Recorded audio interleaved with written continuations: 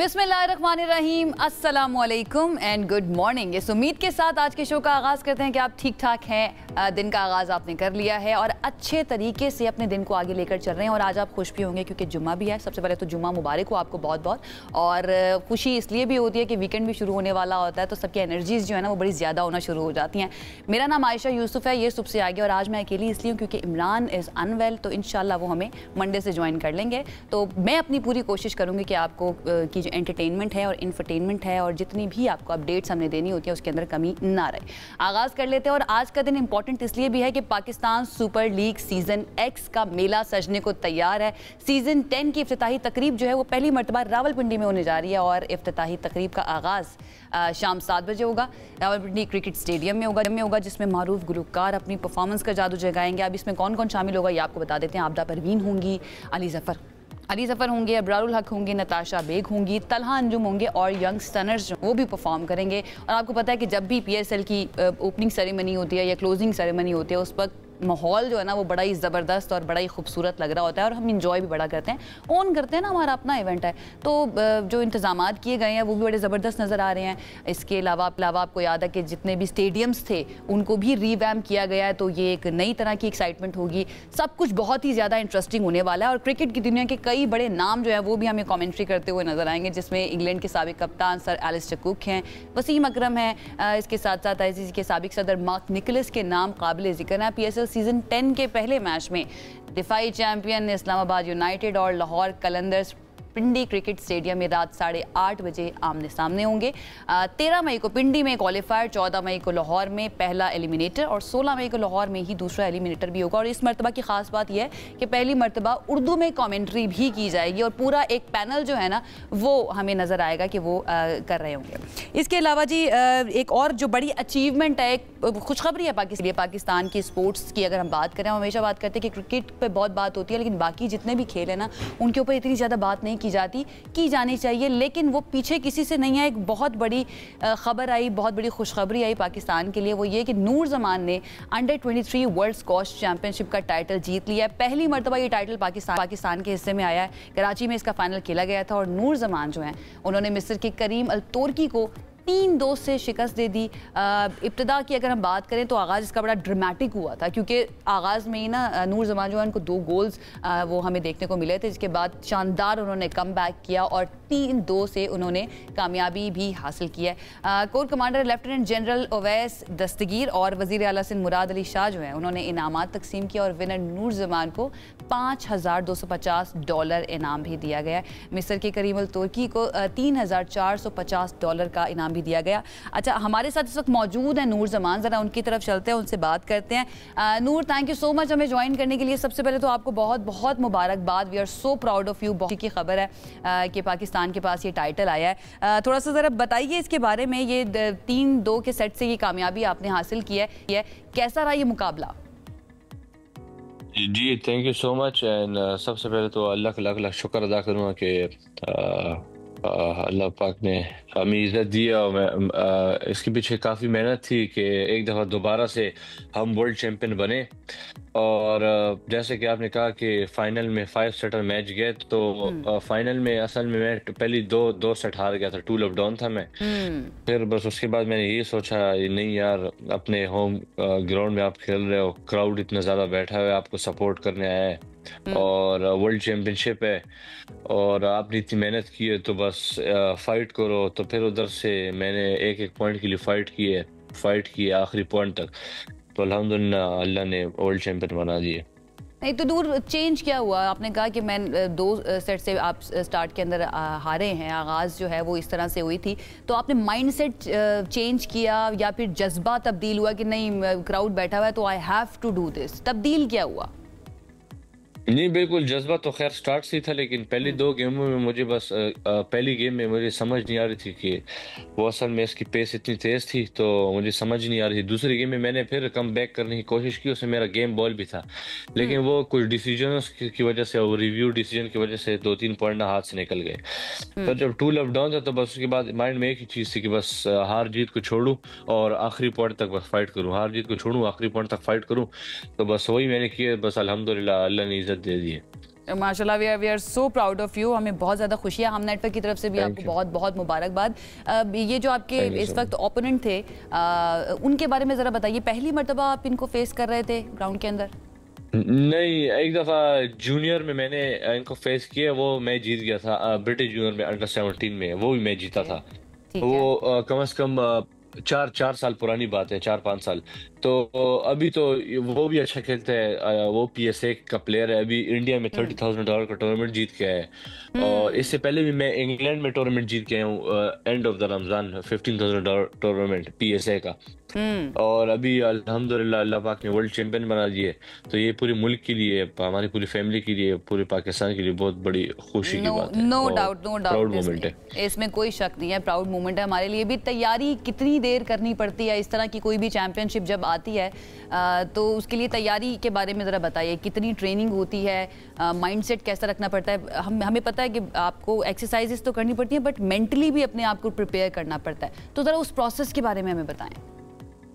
जी बिल्कुल, इसके पीछे तो बहुत मेहनत हुई होती है। बचपन से हम मेहनत करते हैं। और इससे पहले अभी जनवरी, फरवरी, मार्च मैंने कोई टूर्नामेंट नहीं खेला, मैं सिर्फ ट्रेनिंग कर रहा था। मैंने कहा नहीं, बस अभी ट्रेनिंग करना है, क्योंकि मैंने एक माइंड बनाया हुआ था कि ये टूर्नामेंट आया वर्ल्ड चैंपियनशिप पाकिस्तान में बहुत अरसे बाद। 1992 की 1993 में लास्ट टाइम हुआ था पाकिस्तान में वर्ल्ड चैंपियनशिप। उसके बाद ये अभी हो रहा है।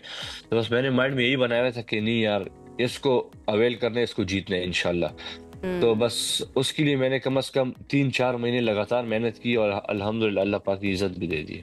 नूर, ये बताएं, एक एथलीट जो है उसको कोई कामयाबी हासिल करने के लिए, आगे बढ़ने के लिए, या अपने मुल्क का नाम रोशन करने के लिए कितना ज़्यादा सेक्रीफाइस करना पड़ता है? बिल्कुल, सेक्रीफाइस बहुत करना पड़ता है। आपको अपनी फैमिली छोड़नी पड़ती है। आपको मतलब जो जंक फूड है, ये मोबाइल्स हैं, ये चीज़ें अवॉइड करनी पड़ेगी। फैमिली से बहुत टाइम तक दूर रहना पड़ेगा। और ये दोस्ती यारी को छोड़ना पड़ेगा। तो सब जब आप इन चीज़ों को ज़रा अवॉइड करेंगे तो फिर आप दुनिया में कुछ कर सकते हैं। और बस ये मेरे अम्मी अब्बू की दुआएं हैं, मेरी दादा की मेहनत है, मेरी कोचेस की मेहनत है। तो बस ये एक टीम वर्क होती है। एक टीम वर्क के बगैर आप कुछ नहीं कर सकते। तो जितने मेरे टीम में जितने भी लोग थे, तो ये सब उनकी मेहनत है। और अल्हम्दुलिल्लाह जी। तो नूर ये बताइए, गवर्नमेंट की तरफ से कितना सपोर्ट जो है ना वो होता है इसके अंदर? और हमें पता है कि स्क्वॉश के अंदर एक टाइम पे पाकिस्तान की क्या पोजीशन थी, और अब आकर डिक्लाइन की तरफ जाना शुरू हुआ था। तो अब हमें थोड़ी होप मिलती है आप जैसे एथलीट्स को देखकर, आप जैसे प्लेयर्स को देखकर, कि नहीं बेहतरी आ सकती है। आप इस सिचुएशन को कैसे देखते हैं, और गवर्नमेंट के सपोर्ट के बारे में बताएं। जी, गवर्नमेंट को तो मैं अभी भी कहूँगा कि हमें ज़्यादा से ज़्यादा सपोर्ट करे, क्योंकि गवर्नमेंट ने तो अभी तक कुछ बोला नहीं है। लेकिन मतलब लाइक वो इंसेंटिव होता है ना, तो अभी तक तो किसी ने नहीं किया। और दूसरा कि पाकिस्तान सॉफ्ट फेडरेशन ही हमें सपोर्ट करती है। तो गवर्नमेंट की तरफ से अभी कुछ नहीं आया। स्पॉन्सरशिप्स जो हैं वो मिल जाती हैं? अगर हम प्राइवेट सेक्टर की बात करें, इजी हो जाता है, उधर से मिल जाता है? नहीं, मेरे पास तो अभी कोई स्पॉन्सर नहीं है। मतलब पाकिस्तान में कोई स्पॉन्सर नहीं मेरे पास। ठीक है। इन द एंड आप कुछ भी कोई मैसेज देना चाहो तमाम देखने वालों को? पहले तो ये बहुत बहुत मुबारकबाद वंस अगेन आपको। कोई मैसेज एंड में आप किसी को भी देना चाहो? जी, मैं यही मैसेज दूंगा कि जितने भी मेरे सपोर्टर्स थे, फैंस थे, मैं इनका शुक्रिया अदा करूंगा। ये सब उनकी सपोर्ट की वजह से, उनकी दुआओं की वजह से आज मैं अल्हम्दुलिल्लाह वर्ल्ड चैंपियन बन गया हूँ। और फिर दूसरा, मैं गवर्नमेंट को ये बोलूँगा कि अल्हम्दुलिल्लाह पाकिस्तान को मैंने एक दफ़ा फिर से वर्ल्ड चैंपियन बना दिया, तो ज़्यादा से ज़्यादा सपोर्ट करें। बहुत बहुत मुबारकबाद वंस अगेन। नूर जमान हमारे साथ मौजूद है, and all the best for the future. I hope इसी तरह पाकिस्तान का नाम आप रोशन करते हैं। ये अंडर 23 वर्ल्ड स्क्वॉश चैंपियनशिप जीत कर आए हैं पाकिस्तान के लिए, और बहुत फ़ख्र है हमें इनके ऊपर। अल्लाह करे ऐसी और कामयाबियां हासिल करते रहें। स्क्वॉश की बात की, अब वापस ज़रा क्रिकेट की तरफ आ जाते हैं, क्योंकि ये सीज़न जो है ना वो भी ऑन हो चुका है। आज 11 अप्रैल है और आज से आगाज़ होने जा रहा है जनाब PSL सीज़न X का। लाहौर कलंदर जो है उसने पहले मैच से एक दिन पहले ही 2 केक्स काटे हैं। अब ये केक्स क्यों काटे हैं, ये उन्होंने अपनी PSL के लिए नहीं काटे हैं, बल्कि फ़खर जमान और मोहम्मद नईम जो है ना उनकी सालगिरह थी, जिसकी वजह से उन्होंने ये दोनों केक काटे हैं, जिसके विजुअल्स भी हम आपको दिखा रहे हैं। तो ये एक अच्छा तरीक़ाकार होता है, इंटरेस्टिंग होता है, इंपॉर्टेंट भी होता है। तमाम जो खिलाड़ी हैं, पूरी टीम जो है ना, उनकी बॉन्डिंग के लिए उसको बिल्ड करने के लिए बड़ा ज़रूरी होता है कि इस तरह के इवेंट्स भी हों। इवेंट्स तो नहीं, बट ये है कि छोटी मोटी जो इस तरह की तकारीब हो सकती हैं, ज्ञान हो सकती हैं, ये तमाम खिलाड़ियों को जो है ना आपस में जोड़ती भी हैं। अच्छा, एक और खिलाड़ी की बात कर लेते हैं जी। उनके बारे में कि बड़ी अहम खबर आई है और सिर्फ पाकिस्तानी, पूरी दुनिया के अंदर वो जाने जाते हैं और बड़े मारूफ भी हैं।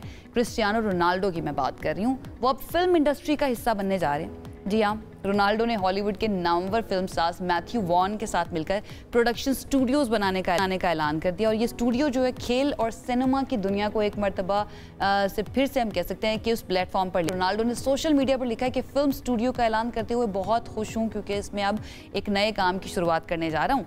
और फिल्म स्टूडियो में रोनाल्डो के पार्टनर मैथ्यू वॉन ने कहा है कि क्रिस्टियानो रोनाल्डो ने फुटबॉल के मैदान में जो कहानियाँ तख्लीक की हैं वो कोई नहीं लिख सकता। तो मैथ्यू वॉन ने मजीद कहा है कि मैं उन सच्ची कहानियों पर मुतासिर कुन फिल्में बनाने का मुंतजिर हूँ।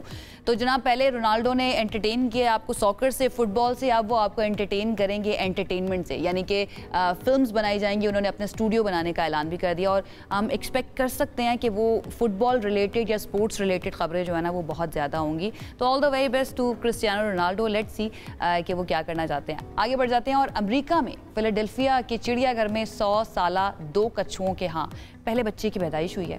पहली मरतबा वालिदैन बनने वाले इन कछुओं की नस्ल मादूमियत के ख़तरे का शिकार है। तो थैंक गॉड इनके बच्चे हो गए हैं और चिड़ियाघर की इंतज़ामिया को अब मज़ीद बच्चों का भी इंतज़ार है। ये आपको दिखा भी रहे हैं, 100 साल इनकी उम्रें हैं इन दोनों कछुओं की और इनके यहाँ पहले बच्चे की पैदाइश हुई है। बालाजी, क्या बात है। अच्छा जी, अब इंटरेस्टिंग स्टोरीज़ जो है ना वो हमने आपके साथ शेयर कर दी और इंटरेस्टिंग स्टोरी के साथ साथ खुशखबरियाँ जो हैं वो भी शेयर कर दी। अब आगे बढ़ते हैं और पहला हमारा जो सेगमेंट है बाकायदा तौर पर उसका आगाज़ कर लेते हैं और हम बात करते हैं पाकिस्तानी सियासत की। नवाज शरीफ जो हैं, कल भी हमने आपको बताया कि नवाज शरीफ तवील अरसे के बाद एक मरतबा फिर से सियासी मैदान में मुतहर्रिक हो गए हैं और वो मुल्क गिर जलसों का प्रोग्राम बना रहे हैं, जिसका आगाज़ कहा जा रहा है पंजाब से होगा। और इसके साथ साथ बलूचिस्तान के अंदर जो इस वक्त सिक्योरिटी मसाइल चल रहे हैं उनको हल करने के लिए भी अपना किरदार अदा करने के लिए तैयार हैं नवाज शरीफ साहब। साबिक वज़ीर आला बलूचिस्तान डॉक्टर अब्दुल मालिक बलोच ने लाहौर में उनके साथ इसी सिलसिले में एक मीटिंग की थी। और दूसरी तरफ अगर हम बात करें नून लीग और पीपल्स पार्टी के दरमियान जो इख्तलाफात चल रहे हैं ना, बहुत अरसे से वो पावर शेयरिंग वाला मुआहिदा जो था वो अभी तक हल नहीं हुए हैं और पीपल्स पार्टी मजीद गुस्से में आ गई है और उन्होंने ये फैसला किया कि पार्लियामेंट में नून लीग को टफ टाइम देंगे और कोई भी कानून साजी अगर नून लीग की तरफ से की जाती है ना तो उसके अंदर हिमायत नहीं की जाएगी और बाकायदा तौर पर ये आगाह भी कर दिया गया। अब इन तमाम तहफ़्फ़ुज़ात जो है ना उसके बारे में बात करेंगे और इसके साथ साथ वज़ीर आज़म शहबाज शरीफ जो हैं वो बेलारूस के दौरे पर भी हैं और इसके साथ साथ मरियम नवाज़ भी उनके हमरा मौजूद है, नवाज शरीफ भी उनके हमरा मौजूद है। इस दौरे के बारे में भी ज़रा बात कर लेंगे। हमारे साथ मौजूद है नून लीग के सीनियर रहनुमा खुर्रम दस्तगीर साहब, उनसे जान लेते हैं कि वो हमें क्या बताएंगे इस बारे में। बहुत शुक्रिया खुर्रम दस्तगीर साहब हमें ज्वाइन करने के लिए। सबसे पहले तो यही कि नवाज शरीफ साहब जो हैं वो एक मरतबा फिर हमें नज़र आ रहा है कुछ मुतहर्रिक हो रहे हैं सियासत के अंदर, तो क्या अमली तौर पर हम ये समझें कि वो सियासत में पूरी तरह से वापसी कर रहे हैं? जी, इसकी बेहतर तौजीह तो खुद या उनके तर्जुमान देंगे, लेकिन हम ये जरूर कह सकते हैं जमात की तरफ से कि ऐसे इशूज जहां क्योंकि अब वफाक में भी अल्हम्दुलिल्लाह मुस्लिम लीग नून की हुकूमत और पंजाब में भी, तो ऐसी जगह जहां वो समझते हैं कि उन्हें वफाक की और पंजाब हुकूमत की मुआवनत वो मौसर तरीके से कर सकते हैं, उसमें वो जरूर हिस्सा लेंगे। और ये बलूचिस्तान का मामला एक ऐसा इशू है जिसमें सिर्फ जिसे हम कहते हैं सरकारी एक्शन से काम नहीं होगा, इसमें हमें जो सियासी गुफ्तगू है और उसमें काफी पेचीदगियां हैं कि वहाँ कौन से लोग हैं जो बगैर बंदूक उठाए बात करना चाहते हैं और जो बंदूक वाले उनसे भी किस तरह बात करनी है। तो वहाँ फिर जो है वो अपनी जो वफाकी हुकूमत है जो शहबाज शरीफ के सरबराह हैं उसकी मदद के लिए वो जरूर अपना हिस्सा डालेंगे और वो समझेंगे कि अगर बलूचिस्तान से भी उन्हें ये मजीद सपोर्ट की आवाज आती है कि वहाँ के लोग बात करने के लिए तैयार हैं, तो वो जरूर पाकिस्तान की मजबूती के लिए हिस्सा लेंगे। वही वजीर आजम है जिन्होंने 2015 के शुरू में जब आर्मी पब्लिक स्कूल पेशावर में 150 हमारे बच्चों के सरों में गोलियां मारी दहशतगर्दों ने, तो उसके बाद आपको मालूम है कि कौम मुत्तहिद हुई मियां नवाज शरीफ की क़यादत में, और हम सब ने मिलकर वो ज़र्ब-ए-अज़्म लड़ी, जिसके नतीजे में पाकिस्तान को हमने दहशतगर्दी से पाक किया। तो लिहाजा उनका एक वसी तजर्बा है इन मामलात में। एक और चीज जो शायद कम लोगों को याद रहती है वो ये है कि 2013 में मुस्लिम लीग नून ने बलोचिस्तान असेंबली में अपनी अक्सरियत होने के बावजूद डॉक्टर मालिक बलोच को दावत दी थी कि वो वज़ीर आला बने, ताकि हम ये जो आज तक का जो इशू है वो उसको भी जो सॉल्व करने की वो कोशिश करें। तो नवाज शरीफ तो अपनी तरफ से कोशिश करते नहीं, आज भी वो कौम की मजबूती के लिए और मुल्क के लिए जो है वो अपना जो भी किरदार अवेलेबल होगा उसको अदा करने के लिए तैयार है। मैं ये जानना चाह रही हूँ कि इस वक्त का इंतखाब क्यों किया गया है? एक मरतबा फिर से सियासत के अंदर वापसी की बात कर लें, अमली सियासत की आप बात कर लें, क्योंकि हमें इलेक्शन कैंपेन के दौरान तो थोड़ा बहुत नज़र आए थे, लेकिन उसके बाद से खामोशी थी। स्पेशली अगर हम नवाज शरीफ साहब की बात करें तो इस वक्त का इंतखाब क्यों किया गया इस वापसी के लिए? जी, इसलिए कि हम सबको बहुत ही तशवीश होनी चाहिए कि वो जो हमने सिर्फ 8 साल पहले दहशतगर्दी के खिलाफ जंग जो है वो कामयाबी से मुकम्मल की थी, अब एक और जंग हमारे सामने आकर खड़ी हो गई है। असल में ये वो लम्हा है कि हमें जो है वो अब बैक वक्त सिर्फ बलूचिस्तान में नहीं, आपको मालूम है खैबर पख्तूनख्वा में बन्नू में पहले, और फिर अकोड़ा खटक में जिस तरह मौलाना हामिदुल हक के ऊपर एक खुदकुश हमला हुआ, तो ये हम सब के लिए एक बड़ी फिक्र अंगेज ये डेवलपमेंट है। और यही वजह है गालिबन कि नवाज शरीफ ने फैसला किया है कि जो काम उन्होंने आज से 10 साल पहले बतौर वजीर आजम किया था, अब वो बतौर एक शहबाज शरीफ वज़ीर आज़म है, उनकी मुआवनत के लिए जो भी रोल अदा कर सकते हैं वो इंशाल्लाह करेंगे। अच्छा खुर्रम साहब, ये मौलाना फजल रहमान साहब भी ये बार बार कह चुके हैं कि नवाज शरीफ को आना चाहिए, किरदार अदा करना चाहिए। फिर हमें याद है शाहिद खान अब्बासी साहब ने भी रिसेंटली कुछ 1-2 हफ्ते पहले इस तरह की बात की थी कि नवाज शरीफ साहब को अपना किरदार अदा करना चाहिए।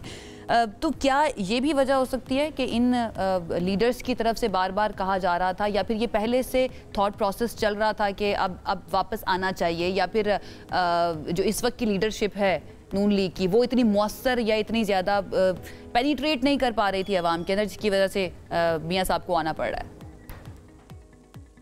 नहीं, देखिए, जहाँ तक तो हुकूमत के मुअस्सर होने का ताल्लुक है, शहबाज शरीफ उनकी काबीना ने पाकिस्तान को एक बहुत ही मुश्किल काम है जिसमें उन्होंने कामयाबी हासिल की, और वो ये कि 1 साल पहले जो बड़ी बेयकीनी थी पाकिस्तान की मुईशत में और एक डामाडोल हमें मामलात नजर आते थे, अल्हम्दुलिल्लाह वो स्टेबल हो गए हैं। और अब किसी भी तरह जो है अब तो तकरीबन 2 साल बहुत जल्द हो जाएंगे जिसमें डॉलर की कीमत स्टेबल है, पाकिस्तान की फॉरेन जो रिजर्व्स है वो स्टेबल हैं, अल्हम्दुलिल्लाह एक्सपोर्ट्स में और रेमिटेंसेस में बहुत बड़ी जो है वो इंक्रीज है, जो इंटरेस्ट रेट है वो अब आधा रह गया, तो वहां तो बहुत बड़ी कामयाबी है। लेकिन गालिबन जो सियासी इश्यूज हैं, अब एक तो सरकारी चैलेंजेस हैं और दूसरी तरफ सियासी इश्यूज हैं, तो उनमें जो है ये यही तो मामला था की जा रही है जी, जिसके बारे में मैं जानना चाही थी कि गवर्नमेंट में होते हुए गवर्नमेंट तो इस तरह से जलसे और जलूस वगैरह नहीं करती, हमें मोस्टली ऑपोजिशन करती हुई नजर आ रही है। सब कुछ, अगर आप ये कह रहे हैं कि सब कुछ स्टेबिलिटी की तरफ जा रहा है और बड़े अच्छे तरीके से इस वक्त की गवर्नमेंट सब कुछ हैंडल कर रही है, तो फिर जरूरत क्यों पेश आ रही है मियां नवाज शरीफ साहब को बाहर निकलकर जलसे करने की, या बलूचिस्तान वाला वो समझ में आता है? जी, अभी इसकी जो हतमी जो उनका तरीका होगा वो आई थिंक अभी जलसों का प्लान तो पार्टी को नोटिफाई नहीं किया गया, ठीक है, ये कहीं से कोई खबर उठी होगी। अभी तक तो सिर्फ यही है कि वो पहले तो एक वसी तर मुशावरत का आगाज करेंगे पार्टी के अंदर भी, और खासतौर पे पंजाब में जहां उन्होंने हालिया हफ्तों में आपने शायद देखा हो कि मुख्तलिफ अरकान सूबाई और कौमी असम्बली से मुलाकात की है, पूरी सीरीज की मुलाकातों की। लेकिन अब वो दूसरे सूबों में जो हमारे अरकान हैं पार्टी के, उनको बुलाकर भी सुनेंगे और उनसे बातचीत का आगाज करेंगे। वही बात है कि जो काम हुकूमत अपने सरकारी मामलात में और उनकी जो जिम्मेदारियां हैं, शहबाज शरीफ साहब बड़े वलवले से उनको निभाते हैं, वो अपना जारी रखेंगे।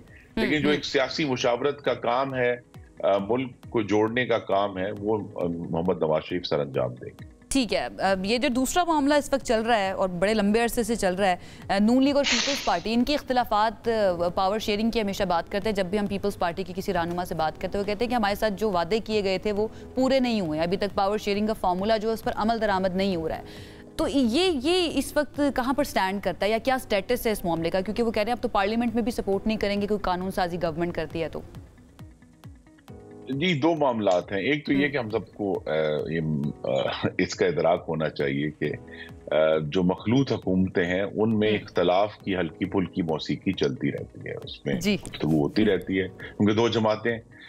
दूसरा इशू जो है वो ये है कि पीपल्स पार्टी ने उन्होंने सियासी फैसला किया है कि उन्हें जो है वो आईनी ओहदों का गलबा तो चाहिए, लेकिन जिम्मेदारी का मलबा वो उठाने के लिए तैयार नहीं है। मसलन हमने तो बहुत देर उनको कहा भी, वज़ीर-ए-आज़म शहबाज शरीफ ने, कि वो काबीना में आए। तो आज जब वो नहरों का और पानी का मसला रेज करते हैं तो क्या ही अच्छा होता कि पानी की वजारत का वजीर जो है वो पाकिस्तान पीपल्स पार्टी से होता, उनके सामने ये जिम्मेदारी होती कि वो सारे, लेकिन उन्होंने इस जिम्मेदारी से परहेज किया है। उनके इश्यूज जो हैं पानी के, वो वफाक से नहीं है। वफाक का कोई पानी नहीं होता पाकिस्तान के कानून में और आइन में, तो पानी तो सूबों का है। तो लिहाजा जो अगर कोई इशू है वो पहले सिंध और पंजाब ने मिलकर बैठकर उस पर गुफ्तगू करनी है, और फिर अगर उनमें कोई अंडरस्टैंडिंग होती है, और जो मेन उसमें बहुत बड़ा मामला है। साहब, कोई बातचीत चल रही है इस मामले पर? पीपल्स पार्टी के साथ मुलाकातें हो रही हैं और ये हल्की फुल्की मौसीकी का जो आपने जिक्र किया है, मौलाना फजल रहमान और उनकी जमात ये समझते हैं कि ये गवर्नमेंट हमारे साथ भी हल्की फुल्की मौसीकी करती रहती है, वक्त जब आता है तो इस्तेमाल कर लेते हैं, उसके बाद जो है ना कोई बात नहीं सुनी जाती है। उसके बारे में भी जरा बता दीजिए।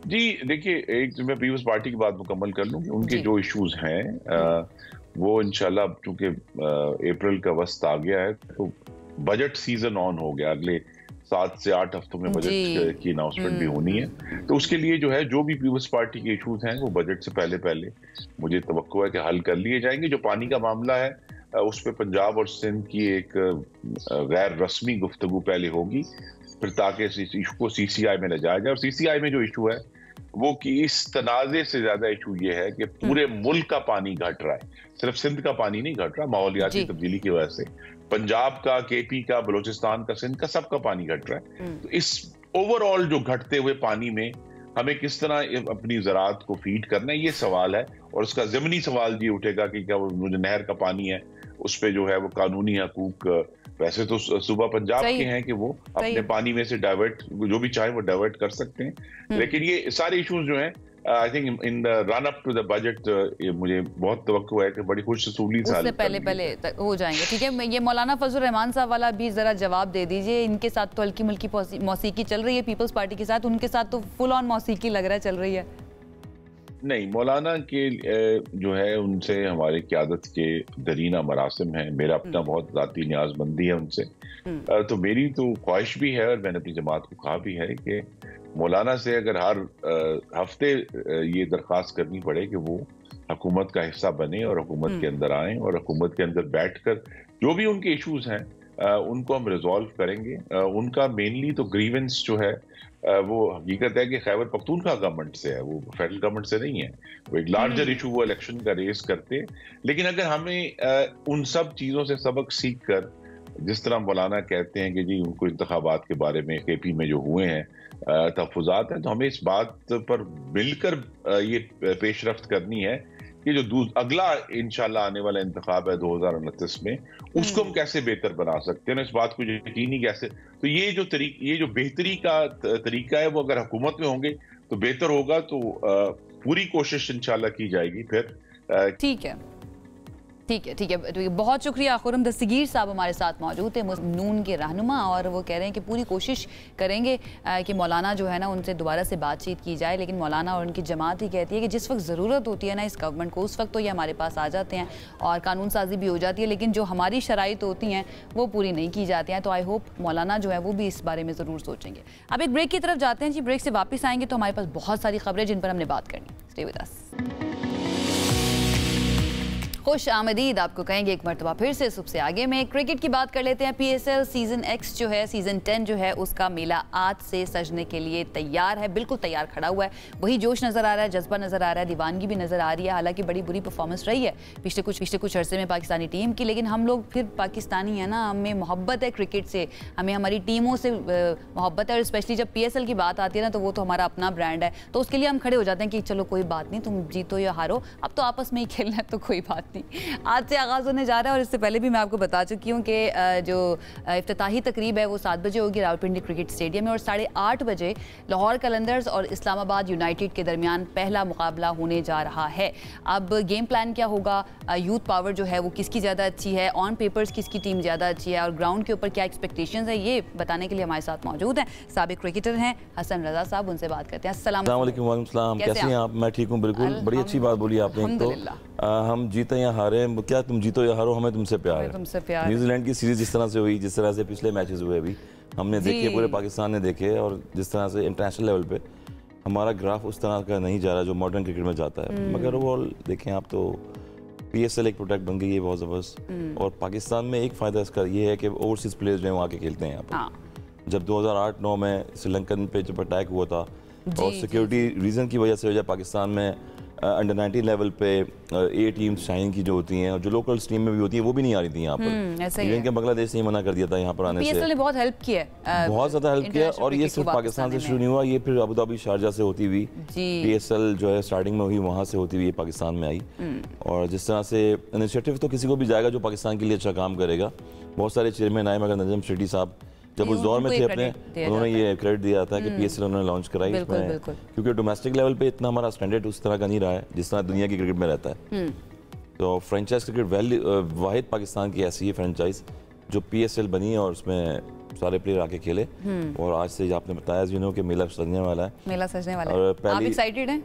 बिल्कुल एक्साइटेड है, क्योंकि आपकी फेवरेट टीम कौन सी है ये बताएं। फेवरेट टीम तो देखिए मैचेस के बाद पता लगती है। 34 मैचेस हैं ओवरऑल PSL में, मगर जैसे 1-2 मैचेस होते हैं वहाँ पर कॉम्बिनेशन टीम का बनना शुरू होता है, वहाँ की टीम की उस टाइम पता लगती है। मतलब आपकी वो एसोसिएशन या एफिलिएशन नहीं है कि सिटी के हिसाब से कि मैं इस्लामाबाद से हूँ तो इसको सपोर्ट करूंगा, मैं लाहौर से हूँ तो इसको नहीं। एज ए टेक्निकल चीजें हम जब तक मैच देखते हैं उसके बाद 1-2 टीमें हमें आइडिया होता है कि कौन सी टीम का पल्ला जीतने वाले घोड़े के ऊपर पैसे लगाते हैं कि ये जीतेगी तो इसको। वो कराची किंग्स को अगर लास्ट टाइम याद होगा आपको कि 9 के 9 मैच हारी थी, वो इतनी बड़ी फ्रेंचाइज थी।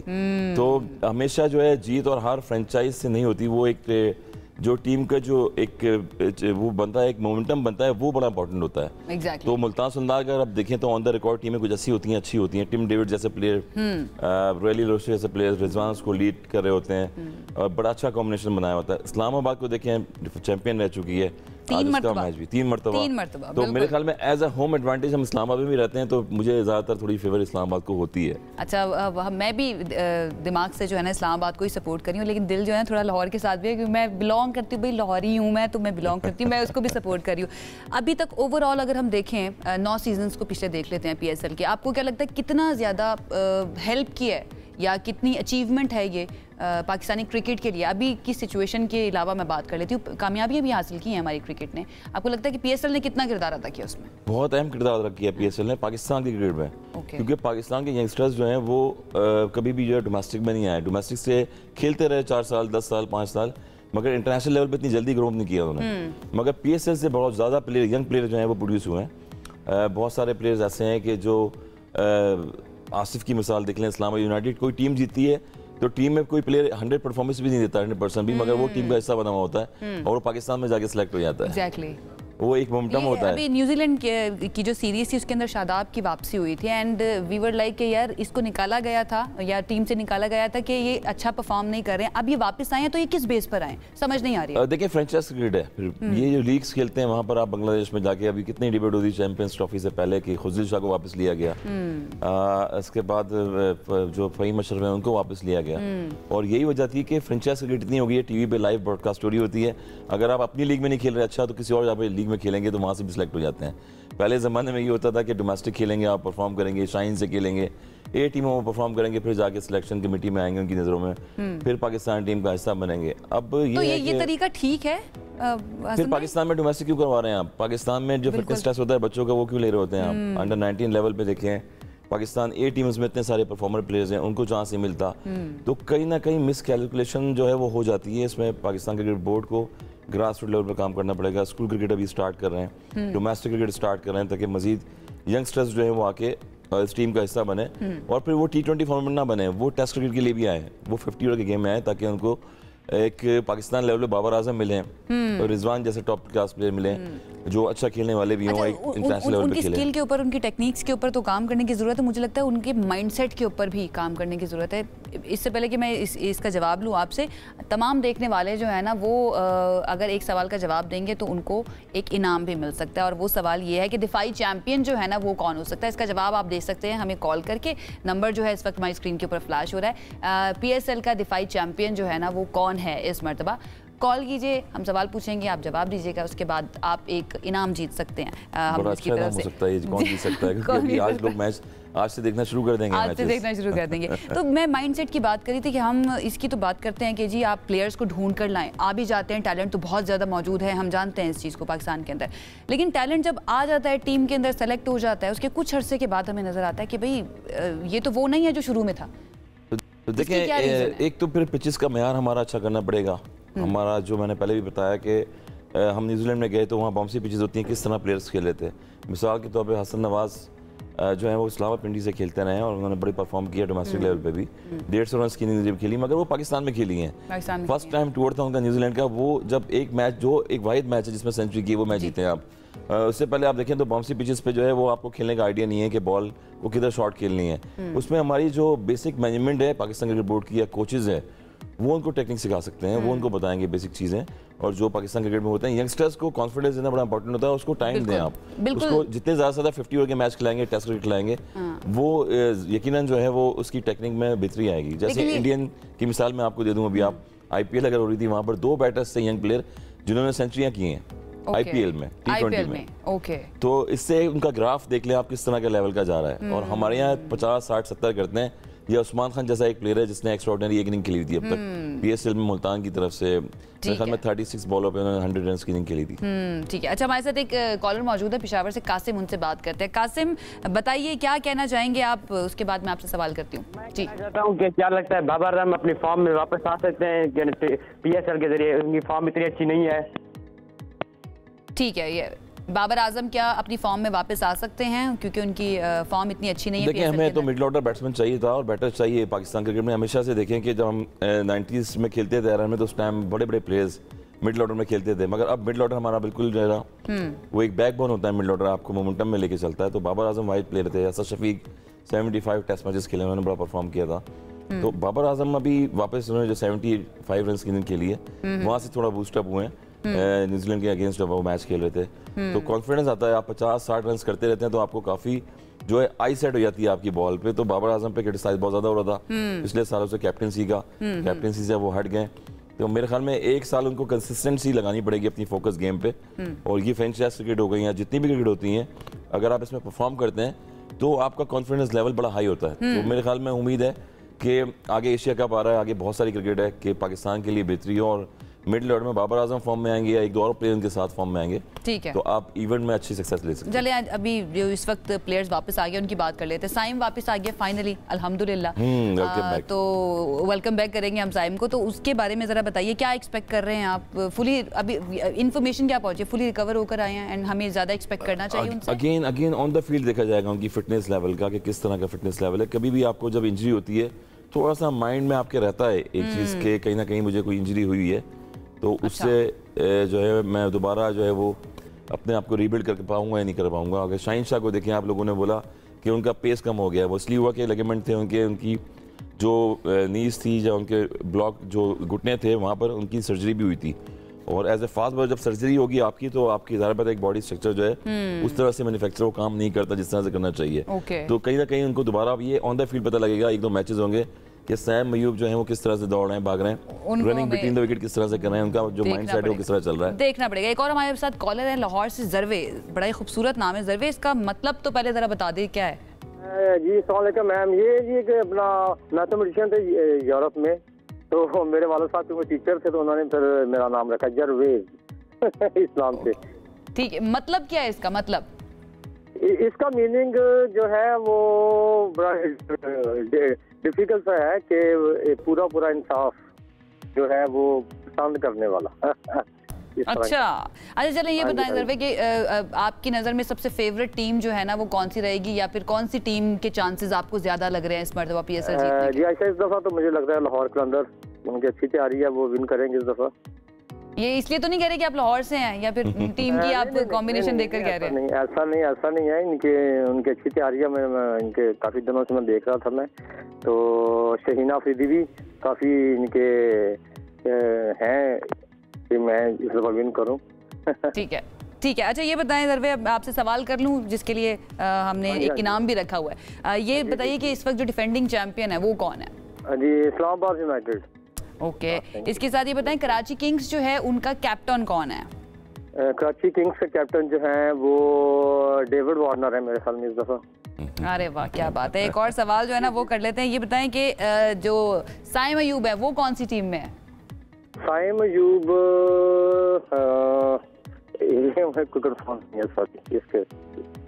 नहीं, आपने अपने सर्च नहीं करना है गूगल के ऊपर, ये लास्ट सवाल है, आ जाएंगे आप। पहले question 5 seconds, 5 4 3 2 1। I am sorry, आप हार गए, लेकिन 2 सवालों का जवाब आपने ठीक दिया है। पेशावर ज़ल्मी के अंदर है Saim Ayub. Thank you so much Zarve, हमारे साथ मौजूद थे। अच्छा जी, जिस तरह से 2 सवाल उन्होंने जो दिए हैं वो वार्नर का और इनका तो बड़ा जबरदस्त लग रहा था कि बड़ा फोकस है क्रिकेट में। फोकस है ऑफ कोर्स सभी हैं, लेकिन देखें ना वो दिल बुझ गए हैं ना इस वक्त परफॉर्मेंसेस देखकर इंटरनेशनल क्रिकेट के अंदर जो है। आज का जो मैच है उसके बारे में ज़रा हम थोड़ी सी बात कर लेते हैं। ऑन पेपर्स आपको कौन सी टीम ज़्यादा स्ट्रॉन्ग लग रही है और आपके क्या एक्सपेक्ट कर रहे हैं आज के मुकाबले? देखिए, एक तो फिर जिस तरह से होम ग्राउंड होगा, होम कंडीशंस होगी, इस्लामाबाद जो है यहाँ पर होम ग्राउंड पे खेलेगी और जो सेरेमनी हो रही है आज फर्स्ट टाइम हो रही है पिंडी स्टेडियम में। इससे पहले कराची में हुई थी, इसकी इनॉग्रेशन हुई है, ओपनिंग सेरेमनी हुई कराची में, फिर उसके बाद लाहौर में हुई, अब यहाँ पिंडी में फर्स्ट टाइम होने जा रही है, तो यहाँ पर मेला लगेगा।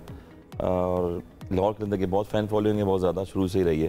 अच्छा, उसका रीज़न भी है, हमने कल भी डिस्कस किया था, लाहौर कलंदर्स जो है ना उनकी जो टीम मैनेजमेंट है वो बहुत ज़्यादा काम करती है टैलेंट मैनेजमेंट के लिए, टैलेंट हंट के लिए। कुछ फ्रेंचाइजें होती हैं जो सीजन से पहले 2 महीने पहले अपनी तैयारी करती हैं, और कुछ ऐसी हैं कि पिछले जो 8 महीने से हैं वो तैयारियों में लगे हुए होते हैं, बच्चों को जो है वो एक प्लेटफॉर्म दे रहे होते हैं। पेशावर ज़ल्मी हो गई, फिर उसमें से एक फ्रेंचाइज लाहौर के अंदर की ऐसी पूरे साल काम करती है। इन्होंने इन्वेस्टमेंट प्लेयरों पे काफ़ी की हुई है।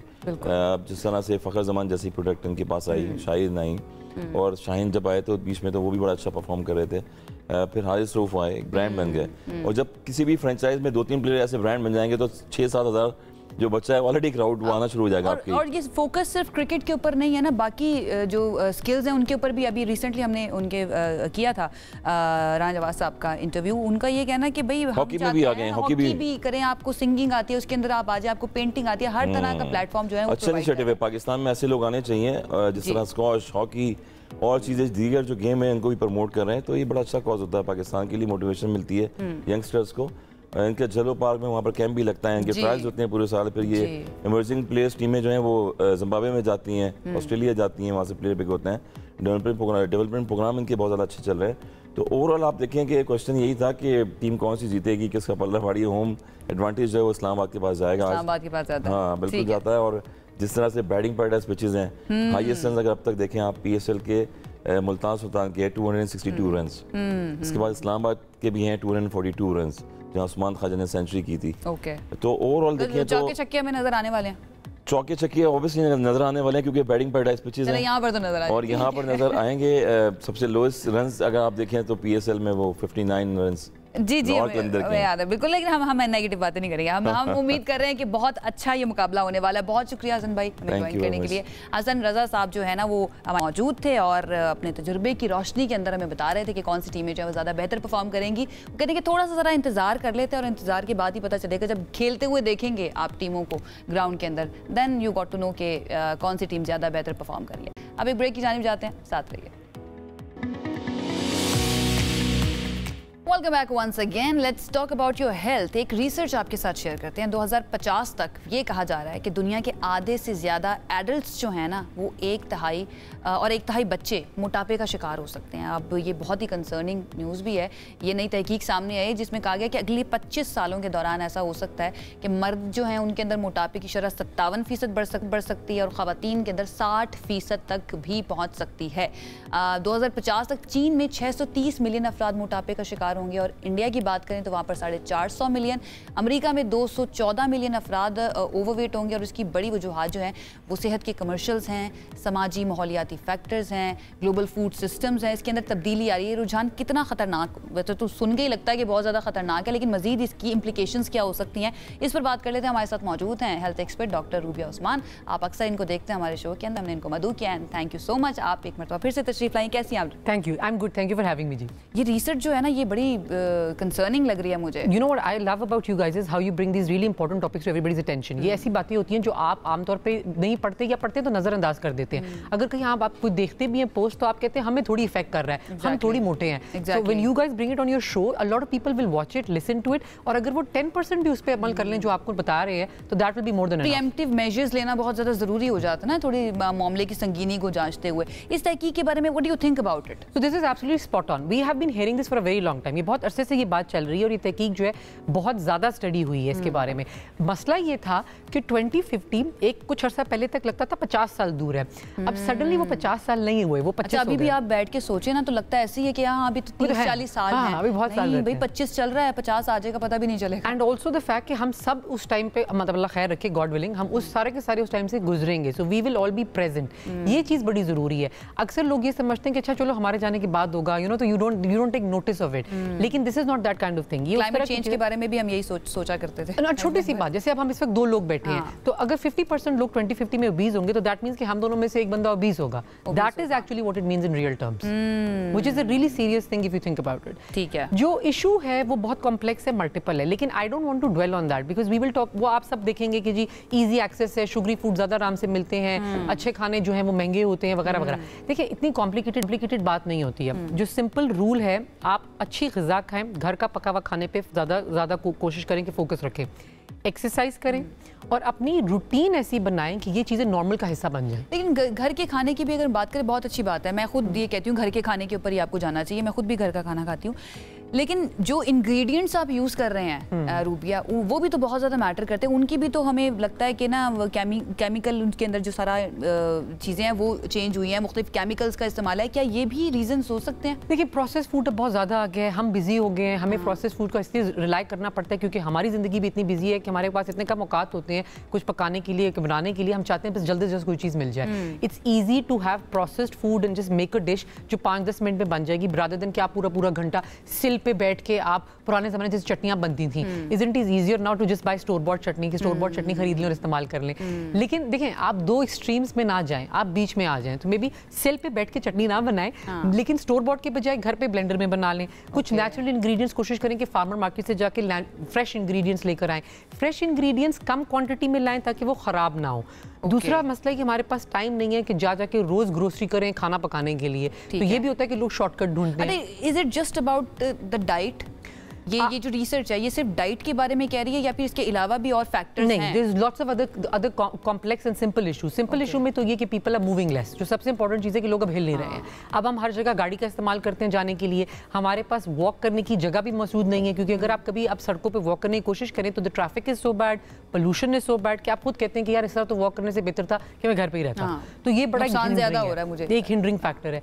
दूसरा ये कि रेगुलर एक्सरसाइज जो है वो खासतौर पर हमारे यहाँ पाकिस्तान में एक नॉर्म का हिस्सा नहीं है। जो लोग एक्सरसाइज करते हैं, और ये बात बड़ी जरूरी है बताना, उनको बड़ा अजीब नजर से देखा जाता है कि जैसे वो नॉर्मली हैं, हालांकि होना दूसरी तरह चाहिए। Exactly, it's not like that. Work culture के बारे में स्ट्रेस करूंगी। वर्क पे जब आप जाते हैं तो हर बंदा बड़ा प्राउडली बताता है कि मैंने 18 घंटे काम किया, मैंने 16 घंटे काम किया, मैं 4 घंटे सिर्फ सोया। That is wrong as well. We are promoting the wrong things. हम प्राइड ले रहे हैं उन आदत में जिन आदत से हमें नुकसान हो रहा है। तो रादर देन सेइंग कि यार मैंने 6 to 8 आवर्स ये वाले फैक्टर्स जो हैं ये भी बहुत ज्यादा इंपॉर्टेंट। अच्छा, इस रिसर्च में बच्चों के बारे में कहा जा रहा है कि 1/3 से ज़्यादा बच्चे जो हैं वो भी मोटापे का शिकार हो जाएंगे। And this is very concerning, क्योंकि देखिए अगर हम प्रोजेक्टेड हैं कि हम हाफ एडल्ट्स हो जाएंगे और 1/3 किड्स हो जाएंगे, तो फिर 2075 में क्या होगा? तो you know you have to think in the future कि आगे क्या होगा। मतलब I can't even, my brain can't even go beyond 2075, maths भी नहीं जा रहा। लेकिन द पॉइंट इज कि बच्चों में वही हैबिट्स आती हैं, वही आदत आती हैं जो वो देखते हैं। अगर घर पे पेरेंट्स एक्सरसाइज कर रहे हैं, पेरेंट्स हेल्दी खा रहे हैं, the kids will at some point inevitably start doing. ये मेरा वैसे अगला सवाल था कि पेरेंट्स अक्सर कहते हैं कि बच्चे एक्सरसाइज नहीं कर रहे, कोई हेल्दी एक्टिविटी में इन्वॉल्व नहीं है। भाई बच्चे वही करेंगे, मुझे ऐसा लगता है जो आप कर रहे हैं, वो आपको आपकी बात नहीं सुनेंगे, आपके एक्शंस के ऊपर बात करेंगे। तो किस तरह से फिर तब्दीली कैसे लाई जा सकती है, अपने आप को कैसे बचाया जा सकता है? Simple steps. First of all अपने लेवल पे ये कि आप अपने साथ डिसाइड कर लें, मैंने हफ्ते में 4 दिन वर्कआउट करना है और हफ्ते में 4 दिन मैंने ऐसा खाना खाना है जो मैं बड़ा कॉन्शियस होकर खाऊं। आप अपने फोन का पॉजिटिव इस्तेमाल करें। फोन में आपके कैलोरी काउंटर है, स्टेप काउंटर है, दुनिया की एप्स हैं जो आपको हेल्दी लाइफस्टाइल की तरफ ले जा सकती बताती हैं। और देखिए अदर थिंग इज कि ये सिंपल मेजर्स हैं, ये हर बंदा कर सकता है हर लेवल पे। देन कल्चर, जो वर्क कल्चर और फ्रेंड्स कल्चर है, फ्रेंड्स में इस चीज को नॉर्मल कर दें कि हाँ हम एक्सरसाइज करने जाते हैं, हम इकट्ठे जाते हैं। The friends that work out together, उनकी दोस्तियां भी ज्यादा अच्छी होती हैं और वो ज्यादा एंजॉय भी करते हैं मेरे ख्याल में अपने आप को, रादर देन कि आप किसी फ्रेंड को मिले या चलो रेस्टोरेंट पे जाओ 3-4 हज़ार पैसे खर्च करो, उड़ा कर आओ। Why don't you go for hiking? Margalla hills हमारे तो बिल्कुल साथ है, वी आर सो लकी। जो लोग कराची में रहते हैं उनके पास बीच है। अभी recently when I went to Karachi, I was like oh my god, कितने लकी लोग हैं, तो बीच पे रनिंग कर सकते हैं। So there are things like that. Work culture change करें, अपने घर का माहौल चेंज करें, अपने आप को चेंज करें, and it will work, I promise you. सिर्फ डाइट की आने की बात नहीं है, इसके अलावा कंप्लीट लाइफस्टाइल आपको जो है ना वो चेंज करना पड़ेगा और इसके बारे में हम तकरीबन रोज ही बात कर रहे होते हैं। पाकिस्तान की स्पेसिफिकली अगर हम बात करें तो पाकिस्तान भी इन कंट्रीज के अंदर आता है जिसको बहुत ज्यादा खतरा है। एब्सोल्युटली 100%। ये बल्कि जो स्टडी की जो मैंने सारी रिसर्च पढ़ी है is actually related to Pakistan and India. तो ये सारी जो खबर आई है ये हमारे पार्ट ऑफ द वर्ल्ड में आई है, because our population is actually quite big as well. हालांकि यहाँ पे ओबेसिटी का इतना ज्यादा इशू है नहीं right now, thankfully up till now. और मैं एक और बात आपको बताऊंगी जो सबसे इंटरेस्टिंग बात है कि these are directly linked to lots of health concerns, specially cancer. तो जिन ममालिक में ओबेसिटी ज्यादा है, फॉर एग्जांपल अमेरिका, ओबेसिटी उनका rate was always been very high. मैं बड़ी हैरान हुई थी जब ये मैंने चाइना के बारे में सुना कि वहां पर ओबेसिटी बहुत ज्यादा बढ़ने वाली है। I think the trend is changing everywhere. Even the hard working nations are becoming complacent, exercise नहीं कर रहे, वॉक नहीं कर रहे हैं, जा नहीं रहे, काम के लिए हर चीज आसान हो गई है, घर बैठना सेडेंटरी लाइफस्टाइल नॉर्मल बन गया। लेकिन 80% इज स्टिल योर डाइट।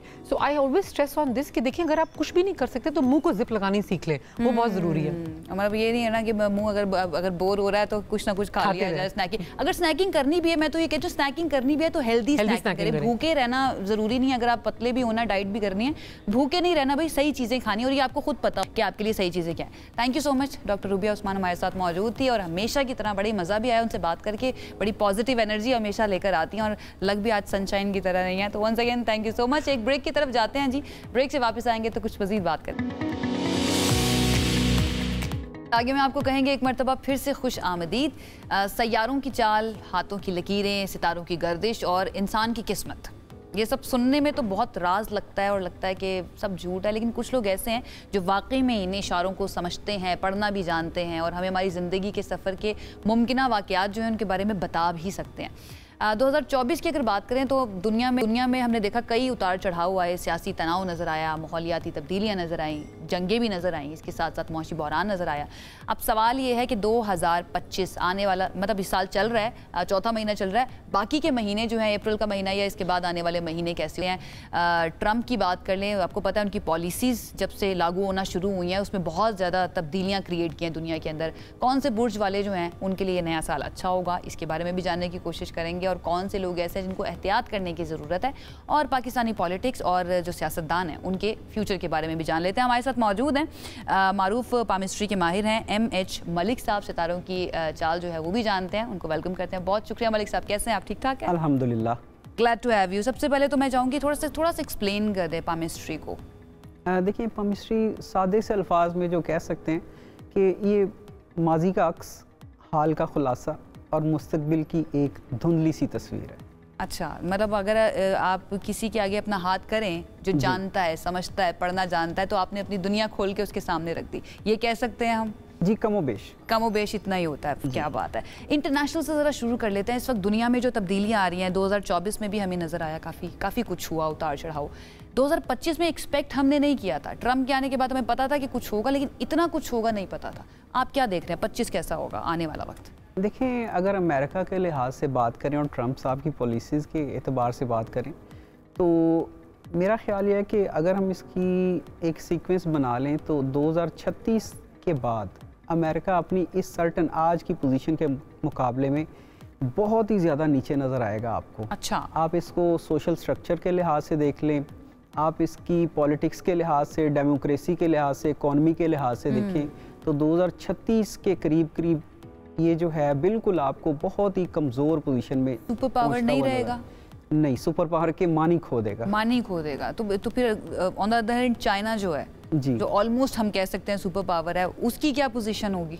देखिए, वो बहुत ज़्यादा अच्छी पोजीशन में नज़र आता है और मेरा ख्याल है कि जैसे 2028 को अगर हम देख सकते हैं ऐसे, तो वहाँ पे जाके यानी तकरीबन कोई 3 साल के बाद तो सुपर पावर को जस्टिफाई करता नजर आएगा चाइना करता नजर आएगा। ठीक है, इस वक्त भी वैसे बहुत ही स्ट्रॉन्ग पोजीशन के अंदर मौजूद है। ये जो कॉन्फ्लिक्ट्स चल रहे हैं इस वक्त चाइना के, ट्रंप के, इसके अलावा बाकी कंट्रीज़ के साथ जो शुरू किए हुए हैं ट्रंप ने, उनको आप किस तरफ जाता हुआ देख रहे हैं? देखिए, ज़िंदगी और वर्ल्ड लेवल पे आप जब भी मुशाहिदात के मुद्दत से आगे चलते हैं तो आपको ये लगता है, वैसे इसमें एस्ट्रोलॉजी भी शामिल है, लेकिन ये बतदरीज एक वक्त होता है किसी भी पावर बैंक का, तो उसके बाद पावर शिफ्टिंग होती रहती है आहिस्ता आहिस्ता। तो उसी एतबार से ये चीज़ें जो है ना ये तब्दील होती चली जाएंगी। अच्छा, कुछ लोग थोड़े स्केप्टिकल भी होते हैं ना हाथों की लकीरों को लेकर। फिर हम ब्रेक में जो बात कर रहे थे, आपने कहा नेपोलियन ने अपने हाथ के ऊपर जो है ना अपनी तलवार से एक लकीर बना दी थी, जब एक पामिस्ट ने उसको कहा था कि आपकी हाथ के अंदर कोई वो नहीं है, फेट की लाइन नहीं है। तो ये मामला क्या है, ये कॉन्सेप्ट क्या है कि जो कहते हैं कि हम अपने हाथ से लकीर बना लेंगे? देखिए, ये सीना गजट की बात है कि कोई चाहे कि मैं अपने हाथ से कोई खंजर से या किसी भी चीज़ से कोई लकीर, वो एक ज़ख्म जो है उसको तो ड्रॉ कर सकता है, लकीर को नहीं। आप चाहे हाथ की उल्टी तरफ क्यों ना निकल जाए, इतना शदीद ज़ख्म कोई लगा लें, लकीर नहीं बनेगी। हाँ, ज़ख्म बन जाएगा, तब्दील होती है लकीरें। हाँ जी, लेकिन मैं आपको एक बात बता दूँ कि नेपोलियन के साथ ये वाक़या महसूस, नेपोलियन ने एक्चुअली अपनी बिल्कुल यंग एज में अपना हाथ दिखाया था एबर्ट डे क्लार्क को, तो वो एस्ट्रोलॉजर भी थे, पामिस्ट भी थे, तो उन्होंने उसको बताया था कि आप आर्मी ज्वाइन करें। वो कह रहा 7 दफ़ा मैं रिजेक्ट हो चुका हूँ, 6 दफ़ा। अच्छा, कहते अगर अब आपने ज्वाइन की तो आप ना सिर्फ सिलेक्ट होंगे बल्कि आप 7 साल के बाद फ्रांस के बादशाह होंगे। तो उनके कहने पे उसने दोबारा जो है वो एक ट्राई की और एग्जैक्टली 7 साल के बाद तख्ते वगैरह उलट के सुपरसीड होके उसने जनाब इक़्तिदार पे कब्जा कर लिया। ओह माय गॉड। अच्छा, पाकिस्तान के ऊपर ज़रा आ जाते हैं क्योंकि बहुत ही इंटरेस्टिंग होता जा रहा है। पाकिस्तान के अंदर आप क्या देख रहे हैं इस वक्त? जो हमें लड़ाई झगड़े थोड़े नज़र आ रहे हैं मुख्तलिफ सियासी जमातों के दरमियान, किस सियासी जमात के सितारे जो है ना वो ज़्यादा बेहतर पोजीशन में है इस वक्त? अच्छा, देखिए, इसको आप कह सकते हैं कि तकरीबन कौमी जमातें जो हैं वो थोड़े थोड़े फ़र्क के साथ ऊपर नीचे ही हैं, कोई ज़्यादा फ़र्क नहीं है किसी में। अच्छा, तो लेकिन अगर मजमूई तौर पे देखें तो जुलाई के बाद मैं समझता हूँ पाकिस्तान के हालात काफ़ी ज़्यादा बेहतरी की तरफ जाना शुरू हो जाएंगे। ठीक है, जुलाई के इर्द गिर्द, जुलाई के आखिरी 15 दिनों के बाद पाकिस्तान के हालात। जी, पाकिस्तान सियासी जमात की मैं बात कर रही हूँ ना कि इस वक्त सियासी जमातें हैं। चले हम ये बात कर लेते हैं कि कौन सी सियासी जमात जो है ना उसको ज़्यादा फ्रूट्स मिल रहे हैं उनकी सितारों की चाल की वजह से? अच्छा, सितारों की चाल की वजह से फ्रूट्स जो हैं वो सितंबर अगस्त के एंड तक जो है ना, अगस्त के एंड तक वहां तक तो नून लीग का बड़ा एक जोर नजर आता है फ्रूट्स के लिहाज से, अगर आप कहें। ठीक है, अगस्त के एंड तक। हाँ जी, अगस्त के एंड तक। ठीक है, लेकिन उसके बाद कदरे उनके जो हैं वो मार्जिन्स कदरे कम होते नजर आ रहे हैं। मैंने कहा कि आपके पास कुछ प्रिंट्स भी कुछ फेमस शख्सियात के, कुछ पॉलिटिशियंस के मौजूद हैं, जिनमें नवाज शरीफ साहब भी हैं और आजकल उनके बारे में खबरें आ रही हैं कि वो वापसी भी कर रहे हैं पॉलिटिक्स के अंदर। तो उनका फ्यूचर कैसा देख रहे हैं पाकिस्तान की सियासत में? देखिए, पॉलिटिकली उनके यहाँ जो है वो लाइन ऑफ सक्सेस के एतबार से बात करें तो वो लाइफ टाइम अचीवमेंट की लाइन है उन पे। अच्छा, ठीक है, तो अब उस लिहाज से देखें तो वो जो आज हैं, जो कल थे, वो पावर पॉलिटिक्स का हिस्सा रहेंगे। ठीक है, लेकिन सवाल ये है कि वो पीएम की सीट पे हैं या नहीं है, या होंगे या नहीं होंगे। तो बता दें, होंगे या नहीं होंगे? ये जो है ये चीज़ मैंने इलेक्शन से पहले बिल्कुल साफ अल्फाज में कही थी कि वो इक़्तिदार का हिस्सा तो होंगे लेकिन पीएम की सीट पे नहीं होंगे। तो ये मैंने अभी भी यही वैसे सिचुएशन है जी। तो वो इसी तरह से इक़्तिदार का हिस्सा तो अब भी रहेंगे, हैं और आइंदा भी रहेंगे। ठीक है, लेकिन ये कि अगर जो पीएम की सीट है उसकी बात जो है वो हो चुकी, उसकी बात हो चुकी है। अच्छा, दो शख्सियात के बारे में मैं और पूछूंगी, उसके बाद ज़रा हम जनरल क्वेश्चंस पर आ जाते हैं। मुझे बिलावल भुट्टो साहब जो है उनके फ्यूचर के बारे में बताएं, उनके फ्यूचर में नज़र आती है प्राइम मिनिस्टर की चेयर या कुछ? देखिए अभी कोई अगर आइंदा कोई 4 साल 5 साल की बात कर लेना, यहाँ पे उनकी लाइन ऑफ सक्सेस कदरे वीक चल रही है। अच्छा, तो लाइन ऑफ सक्सेस जब वीक चले तो फिर इस तरह की बड़ी बड़ी सीट्स जो हैं वहाँ पे इंसान को देखा नहीं जाता। तो मेरे ख्याल में अभी कोई तकरीबन 4-1 साल तो कम से कम ये बात जो है शायद ना कही जा सके, थोड़ा इंतज़ार करना पड़ेगा। एंड मरियम नवाज, हाँ जी, उनके हाथ पे इक़्तिदार की लाइंस हैं, रोशन है और आगे भी चलती हैं, अभी आगे भी चलती हैं, नजर आती हैं। चलें जी, all the very best Maryam Nawaz साहिबा को। अब जरा आ जाते हैं हाथों की लकीरें, और मुझे नजर भी आ रहे हैं कुछ खाके आपके सामने रखे हुए हैं जी। जिंदगी की लाइन के बारे में बताइए। कोई भी इंसान हाथ दिखाता है तो जिंदगी के बारे में पूछता है कि बताएं मेरी जिंदगी कितनी लंबी होगी, कौन सी लकीर होती है जिससे पता चलता है कि जिंदगी लंबी होने वाली है? आल्दो के एक ट्रेडिशनल नेम है लाइन ऑफ लाइफ केमिस्ट्री में, लेकिन यहाँ पे बात खत्म नहीं हो जाती। हाथ के बाकी लाइन से भी इसकी रोशनाई जो है वो लेनी पड़ती है। ठीक है। जब सवाल ये होता है कि टेनोर ऑफ लाइफ की पॉसिबिलिटी, तो फिर सिर्फ लाइन ऑफ लाइफ नहीं, line of luck, line of health, इनके कॉम्बिनेशन स्टडी से। वैसे मैं आपको बताता हूँ कि ये जो अंगूठे के गिरदा गिर्द ये एक हाफ सर्कल बनाती लकीर होती है, तो ये लकीर होती हाँ है, जी, ये है सबसे बड़ी लाइन ऑफ लाइफ के तौर पे इसे हम कहते हैं। ठीक है। अच्छा, इसी के अंदर ये बताइए कि जो लक की लाइन होती है वो कौन सी होती है? ये लाइन ऑफ लक होती है, ये वाली जो कलाई के करीब से चलती है और अमूमन सेकंड फिंगर के नीचे मार्च करती है। सेकंड फिंगर के नीचे, अच्छा। और ये जितनी ज़्यादा लंबी होगी उतने ज़्यादा आपका लक फैक्टर जो है वो ज़्यादा होगा। एक हद तक ये बात दुरुस्त है, लेकिन इसको हम सिर्फ इस लकीर की वजह से लकी नहीं कह सकते।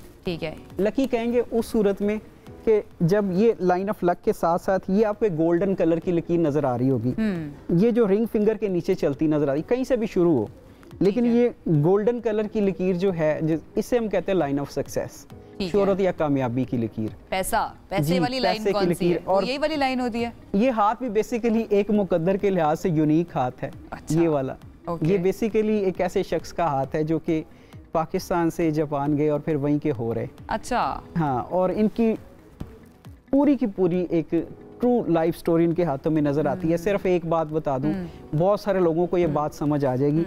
ये लाइन ऑफ लाइफ के नीचे एक ट्राइंगल बनती है, line of life, line of success और लाइन ऑफ लक के कॉम्बिनेशन से। ठीक है। ये एक ट्राइंगल बनती है। ये पूरी एक कहानी, मुकम्मल कहानी बता देगी। ये एक ट्राइंगल, ये ट्राइंगल है। और यहीं से, इसी लाइन से ही पता चलता है कि पैसा कितना जी। ये लाइन ऑफ सक्सेस जो मैंने ये अर्ज की ना, ये लाइन ऑफ सक्सेस ये रिंग फिंगर के नीचे जो मार्च करती है, ठीक है, कलाई से शुरू हो जाए, दरमियान से शुरू हो जाए, लाइन ऑफ लाइफ से, लाइन ऑफ लक से, कहीं से भी शुरू हो जाए, लेकिन ये लाइन ऑफ ये फिंगर थर्ड फिंगर के नीचे तक पहुंचे, थर्ड फिंगर के नीचे तक आनी चाहिए। हाँ जी। तो ये है दरअसल पैसा कमाने की और पैसा बचाने की लकीर। अच्छा। अमारत की लकीर कह लें, एसेट बिल्डिंग की लकीर कह लें। ओके। कि जब तक अकेली लाइन ऑफ लक होगी वो गुजर बसर को शो करेगी। तो वो बंदा अमीर कितना है जब लाइन ऑफ सक्सेस साथ चलेगी। लाइन ऑफ वो सक्सेस इक़्तिदार पे कब आएगा? जब लाइन ऑफ सक्सेस साथ शादी चलेगी। की लकीर कौन सी होती है ये जरा बताएं। और फिर लोग कहते हैं मोहब्बत की शादी नहीं हुई, उसके बारे में भी बताएं। मोहब्बत की शादी की लकीर और शादी की लकीर में फ़र्क है? जी, ये मैं दिखाना चाहूँगा। ये फोर्थ फिंगर के नीचे जो है ये एक पिंक कलर की लकीर नजर आ रही होगी। बिल्कुल आ रही है। ठीक है। ये है शादी की ट्रेडिशनल लकीर, यानी रवायती शादी की, जिनके यहाँ एक सीक्वेंस चला आता है कि उनके आबाओ अजदाद में शादी करना एक रिवाज है।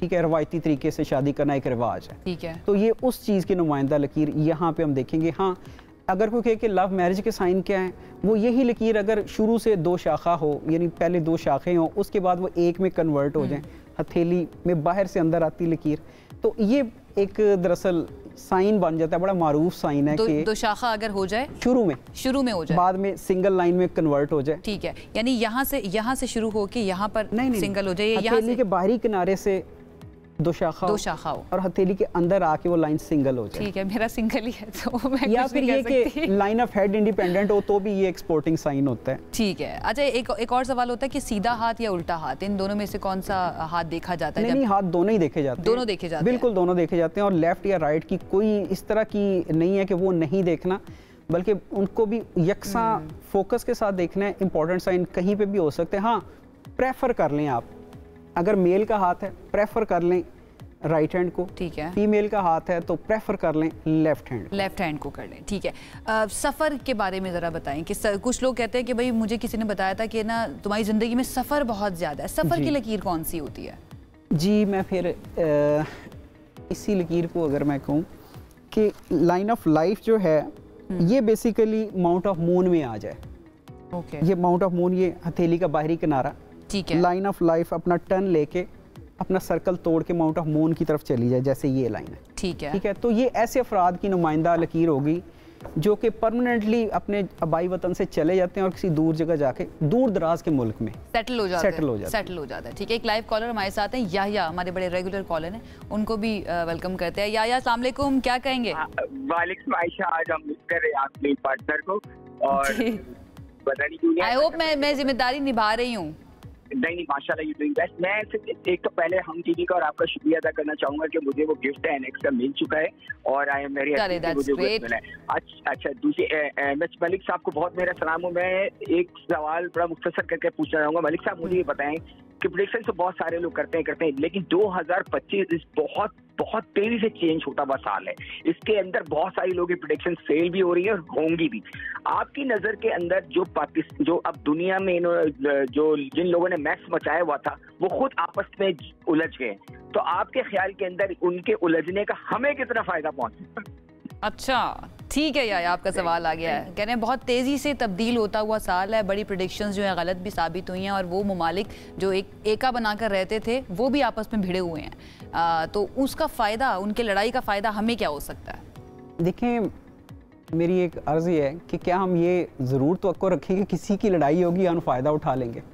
वो इंटरनेशनल पॉलिटिक्स की बात कर रहे हैं। नहीं, अगर हम मकारी की बजाय इसे स्ट्रीमलाइन कर ले तो वो नहीं बेहतर, ज़्यादा बेहतर है। ठीक है, लेकिन उनका सवाल बचा कि जो पहले साथ थे ममालिक जैसे अमेरिका, कनाडा, उनके ऊपर भी उन्होंने टैरिफ लगाए हुए हैं ना, तो ये साथ मिल सकते हैं दोबारा से या फिर ये लड़ाई आपस में? ये लड़ाई बढ़ेगी 2036 तक जाके। आप देखेंगे कि अमेरिका की ये अथॉरिटी जो आज है, चाहे वो इकोनॉमी के लिहाज से, पॉलिटिक्स के लिहाज से, पावर के लिहाज से, ये सारी आपको बहुत ज़्यादा डेप्रिसिएट होती हुई नजर आएंगी। ठीक है, हो चुकी होंगी 2036 तक।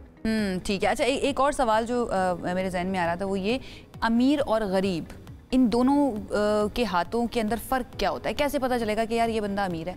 वो तो चलें आप किसी को देख लें उससे तो पता चल ही जाएगा, लेकिन एक बंदा नहीं अमीर लेकिन उसके फ्यूचर में है, उसकी लकीरों में है, कैसे पता चलेगा ये? देखिए, इसमें माउंट्स का भी रोल होता है। हाथ में बहुत सारी जगहों पे बुलंदियां महसूस होती हैं जिसे माउंट्स कहते हैं। माउंट्स की एक कॉम्बिनेशन होता है, मिसाल के तौर पर माउंट ऑफ जुपिटर जिन हाथों के ऊपर बड़ा होता है, पहली उंगली के नीचे का पुरगोश हिस्सा, उसके ऊपर कोई क्रॉस का साइन हो या स्टार का साइन हो, तो ये एक बड़ी मुमताज़ अलामत होती है, सही है, तरक्की कर जाने की। वो ऐसे लोग जिनके यहाँ क्रॉस या स्टार हो, वो बिल्कुल अगर झुग्गियों में भी पैदा हुए हों तो वो तरक्की कर जाते हैं। स्टार साइन हो या क्रॉस साइन हो माउंट ऑफ जुपिटर पे। ठीक है। दूसरा, उसके बाद लाइन ऑफ लक के साथ साथ लाइन ऑफ सक्सेस अवेलेबल हो, तो जिंदगी के जिस जिस हिस्से में अवेलेबल होगी वहाँ उनके जंप लग जाएंगे। अच्छा, कुछ लोग होते हैं वो किसी चीज़ में हाथ डालें, वो मिट्टी में हाथ डालें सोना बन जाती है, उनकी हाथों की लकीरें भी ऐसे ही होती हैं, तब्दील होती हैं, मुख्तलिफ होती हैं? उनके हाथ पे साइन मुख्तलिफ होते हैं, लकीरें तो कम वेश। कुछ लोग ऐसे होते हैं कि वो अच्छी स्कीम्स के अंदर भी पैसे लगाएं या इन्वेस्ट करें ना, वो स्कीम ही बैठ जाती है। उनका क्या मसला होते हैं उनके, आप कह लें कि सैटर्न रिंग जहाँ पे अवेलेबल, यानी सेकंड फिंगर, मुश्तरी की उंगली, यानी पहले शहादत की उंगली के साथ वाली उंगली, उसे हम कहते हैं सेकंड फिंगर या सैटर्न फिंगर। तो ऐसे बदकिस्मत अफराद जो होते हैं उनके यहाँ उंगली की जड़ में एक हाफ सर्कल उसको घेरे हुए होता है, जड़ को। ठीक है। तो उसे कहते हैं सैटर्न रिंग। ये जहाँ भी पाया जाएगा तो बैड लक क्रिएट करेगा। मेल के लिहाज से होगा तो उसको पैसे में हमेशा इस तरह से डाउनफॉल पे देखेंगे। ठीक है। फीमेल के हाथ पे होगा तो वो हमेशा अपने घरेलू मसाइल में शदीद तरीन उलझाव का शिकार होगी और बेऔलाद भी होगी। इसमें कुछ किया जा सकता है, कोई हल निकाला जा सकता है? जी, हल निकाला जा सकता है, क्यों नहीं? अच्छा, इसका कुछ किया जा सकता है, मतलब उनको मायूस होने की ज़रूरत नहीं है। अच्छा, कुछ लोग ये भी कहते हैं कि उनके हाथ में बहुत ज़्यादा लकीरें हैं या और उनके पार्टनर के हाथ में या दोस्त के हाथ में बहुत कम लकीरें हैं, बड़ा साफ हाथ है, इससे इसका क्या मतलब होता है? जिनके हाथ में बहुत ज़्यादा छोटी लकीरें होती हैं, वो तबन जो है बहुत ही सेंसिटिव और कंफ्यूज लोग होते हैं जिनके हाथ पे लाइंस का एक जाल बिछा हुआ हो, और वो बिल्कुल अपनी कुव्वत फैसला समझ लें कि ये अपना दिमाग ही समझ लें निकाल के दूसरों को दे चुके होते हैं, जिनके हाथ में बहुत ज़्यादा लकीरें होती हैं, बहुत ज़्यादा, एक नेट सा बनाओ हथेली के ऊपर लाइंस का। ठीक है। तो उनकी अपनी शख्सियत, कोई शख्सियत नहीं होती, वो पानी की तरह होते हैं, गिलास में डालेंगे तो गिलास की तरह के हो जाएंगे, जग में डालेंगे, कप में डालेंगे, उस तरह के हो जाएंगे, अडैप्ट कर लेते हैं बहुत जल्दी किसी और। यानी एक्चुअली वो अपनी कुव्वत इरादी और शख्सियत को दूसरों के स्पुर्द किए बैठे कर देता है। ठीक हो गया, बहुत शुक्रिया मलिक साहब हमें ज्वाइन करने के लिए। आई होप आप को आपने एंजॉय भी किया होगा, हमने बहुत ज़्यादा एंजॉय किया। एक ब्रेक की तरफ जाते हैं जी, ब्रेक से वापस आएंगे तो कुछ मज़ीद बात करेंगे। Stay with us.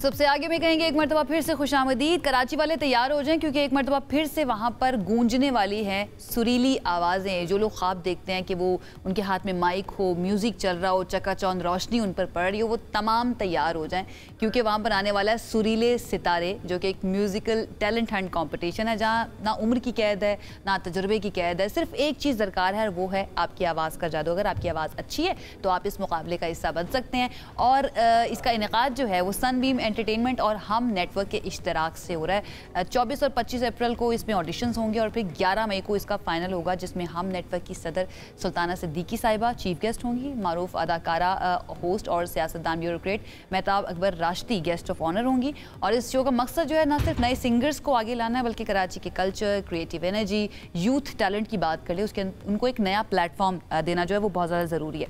इस पर बात कर लेते हैं। हमारे साथ मौजूद हैं सनबीम एंटरटेनमेंट की CEO हैं राबेला मसरूर, स्टूडियोज में मौजूद हैं। उनको वेलकम करते हैं और उनसे बात करते हैं। थैंक यू सो मच राबेला, कैसी हैं आप? अल्हम्दुलिल्लाह, आप कैसी हैं? बिल्कुल ठीक ठाक, ग्लैड टू हैव यू। सबसे पहले तो ज़रा इस इवेंट के बारे में बताइए हमें ना। इस इवेंट का मेन मकसद मेरा जो था वो ये है कि मैंने कुछ लैकिंग देखी कि यहाँ पे हमारे पास प्लेटफॉर्म नहीं है सिंगिंग के लिए स्पेशली ना, और मेन वजह यही होती है जब आप कहीं से सफ़र करते हैं तो वो चीज़ ध्यान में होती है, नहीं है ये चीज़ होनी चाहिए। तो मैं खुद भी अच्छा गाती थी, इतना अच्छा। वो तो मैं इतनी तारीफ अपनी नहीं कर सकती थी, लेकिन मैं चाहती थी कि मैं इस फील्ड में आऊँ। तो अब जब मैंने एक सर्टेन अपनी डिग्रीज़ वगैरह ले ली हैं तो मैंने ये सोचा कि क्यों ना इस प्लेटफॉर्म पे काम किया जाए, लोगों को मौका दिया जाए। और जिस तरह से फ्रस्ट्रेटेड हमारा माहौल है, सुबह काम पे जाओ रात में वापस आओ, तो ये इनके लिए एक चेंज भी हो जाएगा। उम्र की कैद भी मैंने इसीलिए नहीं रखी कि चलो जिसको शौक है कम से कम छोटा सा एक प्लेटफॉर्म तो वो एंजॉय कर ले। ठीक है। और मेन मकसद मेरा ये था, और उसके पीछे मोटिव ये है कि इंशाल्लाह अगर मेरे इस इवेंट से कोई भी रेवेन्यू जनरेट होता है तो हमारे जो बूढ़े अफराद हैं 70 से 80 साल के, जो खुद कमा नहीं सकते, औलाद होने के बावजूद ना होने के बराबर है, देखें आप हालात कैसे हैं, तो उनको हम हॉस्पिटल में एटलीस्ट उनकी जो OPD है वो हम ऑन बोर्ड कर लें, फ्री कर लें। और स्लोली अगर जितना हम उनके लिए करते जाएंगे कम से कम उनको एक रिलीफ मिलेगा कि चलो हमारा इलाज तो कम से कम फ्री हो रहा है। वाह वाह, ठीक है। सनबीम एंटरटेनमेंट आपने बताया कि ये एक स्टार्टअप है जी, इसके बारे में ज़रा बताएं, मकसद इसका क्या है, एम इसका क्या है, फ्यूचर गोल इसके क्या है? फ्यूचर गोल्स मेन तो मेरा यही है मोटिव कि मैं जो बूढ़े अफराद हैं उनके लिए काम करूँ, मेन मेरा मोटिव यही था। दूसरा ये है कि क्योंकि मुझे लगता है अपने अंदर एक पोटेंशियल मुझे लगता है कि मैं प्रोडक्शंस अगर करूँगी तो वो भी क्योंकि एक आध मैंने शॉर्ट फिल्म्स भी बनाई है। इस बार मैंने अपने आप को एक चैलेंज दिया कि इवेंट करो, तो इसी तरह के छोटे छोटे प्रोग्राम्स लेके मैं आऊँगी इंशाल्लाह, जिससे जो है एक तो मेरा मोटिव भी इंशाल्लाह कंप्लीट होगा। अच्छा, मेन चीज़ मैं आपको बताऊँ, जब इस इवेंट में बहुत सारे लोग मेरे साथ होंगे तो वो लोग ये सोच लें कि सिर्फ हम एंटरटेन नहीं होने आ रहे, हमारा जो 1 रुपया भी है वो उन लोगों को जा रहा है। तो ये किसी की मदद करना आपके साथ चलता है, सारी ज़िंदगी चलता है। ठीक है। तो अगर ये इस मकसद को समझेंगे तो वेल एंड गुड। ठीक है। अच्छा, अब ये जो अब इवेंट आप करवाने जा रही हैं, इसके अंदर जो देखने वाले हैं वो अगर पार्ट लेना चाहते हैं वो कैसे पार्ट ले सकते हैं? ये हमारा एक इनरोलमेंट ऑनलाइन फॉर्म है, उसको फिल करना है, जस्ट सिंपल, और जस्ट फॉर 500 उसकी रजिस्ट्रेशन। ये फेसबुक, इंस्टाग्राम, टिकटॉक हर जगह पे। और ये किस नाम से है? ये है सनबीम, मेरे ख्याल से एनरोलमेंट का वो पूरा वो है, लिंक है, वो लिंक शेयर कर देंगे। वो लिंक है, उसके ऊपर मिल जाएगा। ठीक हो गया। अच्छा, ये जो आपकी कोऑर्डिनेशन हुई है सुल्ताना सिद्दीकी साहिबा हम नेटवर्क के साथ, इसके बारे में आप ब्रेक में बता रही थी, तो उसके बारे में ज़रा बताएं दोबारा। मैंने असल में, क्योंकि सुल्ताना आपा जो है वो शी इज़ वेरी काइंड, सबसे पहले तो मैं उनकी ये कहती हूँ कि अल्लाह ताला जब किसी को कुछ बनाता है तो लोग जो हैं किसी को पहचानते नहीं हैं। तो उनकी मुझे एक चीज़ बहुत अच्छी लगी कि एक तो मेरी मेंटोर हैं, मैंने हमेशा उनको जो है डाउन टू अर्थ पाया है। तो मैंने एक मीटिंग के लिए दरख्वास्त की कि मैं जाके उनसे मिलूं और उनसे सजेशंस लूं, क्योंकि हम तो कुछ भी नहीं है उनके सामने, उनकी एक पूरी जर्नी है। तो उन्होंने मुझे मतलब बहुत अप्रिशिएट किया और फिर मैंने उनसे कहा कि पार्टनरशिप के लिए, तो उन्होंने यस कहा फ़ौरन। तो मैं उनकी बहुत शुक्रगुज़ार हूँ सबसे पहले, क्योंकि मुझे नहीं लगता था कि इस तरह से मेरा अल्लाह ताला भी साथ देगा और वो भी साथ देंगी। तो अब ये है कि मैं उनकी इस यस से यहाँ बैठी हूँ। यस से यहाँ पर बैठी मैं नहीं, ऑल द वेरी बेस्ट। और आई अंडरस्टैंड, मैं I know where you coming from, हम भी उनके साथ काम करते हैं तो आपको पता है उनका विजन जो है वो किस तरह का है। I completely understand that. जजेस जो हैं वो भी कौन कौन से होंगे उसके बारे में ज़रा बता दें, और इस इवेंट से लोग क्या एक्सपेक्ट करें?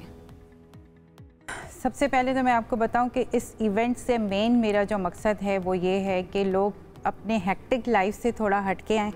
दूसरा, ऐसा मौका मैंने पाकिस्तान में बहुत कम देखा है। मैंने पहले भी आपको बताया ना कि ऐसा प्लेटफॉर्म जो है लोगों के लिए, स्पेशली जहाँ पे उम्र की कैद ही नहीं है, तो वो लोग भी इंजॉय करेंगे जो कहेंगे कि नहीं, कोई कहीं भी कोई कंटेस्टेंट या शो होता है तो वो लोग कहते हैं नहीं यार यहाँ पे इतनी एज तक जाना है। तो एक तो उनके लिए एंटरटेनमेंट होगा, एक नई चीज़ होगी कि हैपनिंग होगी कराची के अंदर। ये कराची के अंदर ज़रूरी है ये चीज़ जिस तरह की लाइफ। और ये ऑडिशंस कहाँ पर होंगे? ये ऑडिशंस होंगे कराची आर्ट्स काउंसिल में इंशाल्लाह। गुलरंग हॉल है, वहाँ पे 2 दिन का ऑडिशन है।